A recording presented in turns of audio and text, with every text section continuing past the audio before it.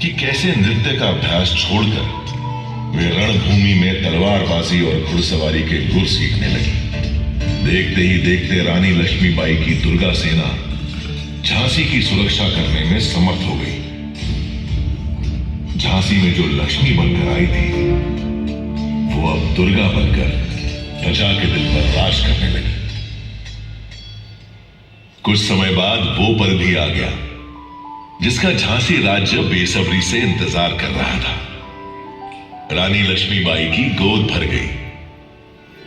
झांसी राज्य को उसका उत्तराधिकारी मिल गया। महाराज गंगाधर के आंगन में थालियां बजी। पूरा झांसी राज्य खुशियों से सराबोर हो उठा। झांसी के इस उत्सव को न जाने किसकी नजर लग गई। खुशियों की शहनाइयों से अचानक मातम के स्वर फूटने लगे। मात्र 3 माह की किलकारी को क्रूर काल निकल गया। रानी की गोद जुड़ गई। इस घटना से महाराज गंगाधर को गहरा सदमा लगा। उनका स्वास्थ्य बिगड़ने लगा। उन्हें लाइलाज रोगों ने घेर लिया। महाराज को झांसी के भविष्य की चिंता सताए जा रही थी। झांसी के राज सिंहासन को वारिस मिल सके, इस उद्देश्य से उन्होंने अपने ही वंश के एक बालक को गोद ले लिया। महाराज गंगाधर और रानी लक्ष्मीबाई ने इस दत्तक पुत्र का नाम रखा दामोदर राव। अभी झांसी के भविष्य की सुरक्षा डावाडोल ही थी कि झांसी के वर्तमान का सूरज भी बुझ गया। असमय निधन हो गया महाराज गंगाधर राव का। रानी लक्ष्मीबाई ने किसी तरह होश संभाला।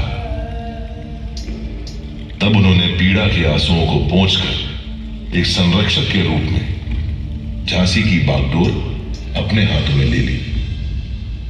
इधर रानी लक्ष्मीबाई ने झांसी का शासन संभाला और उधर ईस्ट इंडिया कंपनी के गवर्नर जनरल लॉर्ड डलहौजी ने झांसी को हथियाने के हथकंडे शुरू कर दिए। झांसी में तैनात अपने पॉलिटिकल असिस्टेंट मेजर एलिस के जरिए रानी तक अपना फरमान पहुंचाया। रानी साहिबा, सन 1804 में हुई संधि के मुताबिक झांसी भी दूसरे पड़ोसी राज्यों की तरह ईस्ट इंडिया कंपनी के अधीन आता है। अब चूंकि स्वर्गीय महाराज गंगाधर राव की अपनी कोई संतान नहीं है, इसलिए कंपनी उनके गोद लिए हुए पुत्र दामोदर राव को झांसी के उत्तराधिकारी का दर्जा नहीं दे सकती। आपको सूचित किया जाता है कि अब झांसी राज्य पूरी तरह से कंपनी के अधीन रहेगा। इसके एवज में कंपनी रानी लक्ष्मीबाई को उनके निजी खर्च के लिए 5,000 रुपया महीना की पेंशन अदा करने की मंजूरी देती है और साथ ही रानी लक्ष्मीबाई को हुक्म देती है कि वे जल्द से जल्द अपने जरूरी सामान के साथ झांसी का किला खाली कर दें। हम सुना करते थे कि व्यापारियों के भेष में लुटेरे हैं आप लोग।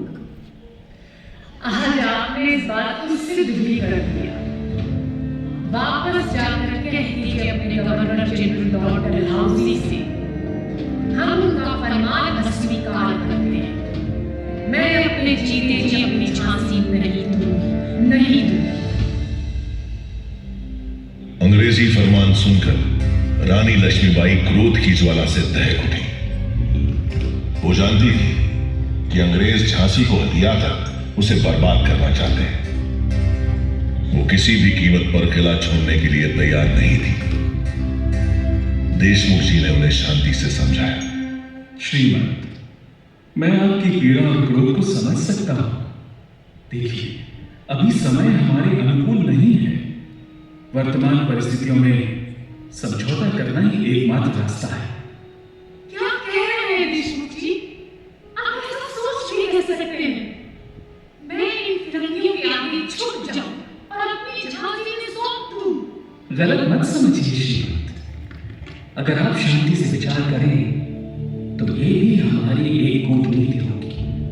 अंग्रेजों की बात अभी मानकर एक तो आप स्वतंत्र रहेंगे, दूसरा उनके खिलाफ किसी भी गतिविधि में शामिल होने पर उन्हें आप पर शक भी नहीं होगा। रानी लक्ष्मीबाई ने देशमुख जी का सुझाव मान लिया। दिल पर पत्थर और मन में ढेर सारी यादें रखकर रानी ने किला छोड़ कहने का फैसला किया। जाते जाते रानी ने झांसी को अपना संदेश दिया। इस किले से जाने का ये मतलब नहीं है कि मैं हार गई। असली बिठूर बाकी है। बिठूर में पेशवा बाजीराव ने मुझे देश प्रेम, स्वधर्म और स्वराज की शिक्षा दी थी। अब समय आ गया है कि मैं उनके द्वारा बताए गए स्वराज के मार्ग पर ले चलूं। इसके लिए चाहे मुझे अपने प्राण ही क्यों न त्यागने पड़े, मैं एक दिन स्वराज की पताका जरूर फहराऊंगी। गीता में लिखा है, हतो वा प्राप्स्यसि स्वर्गम चित्वा वा भोक्ष्यसे महीम् तस्मात् उत्तिष्ठ कौन्तेय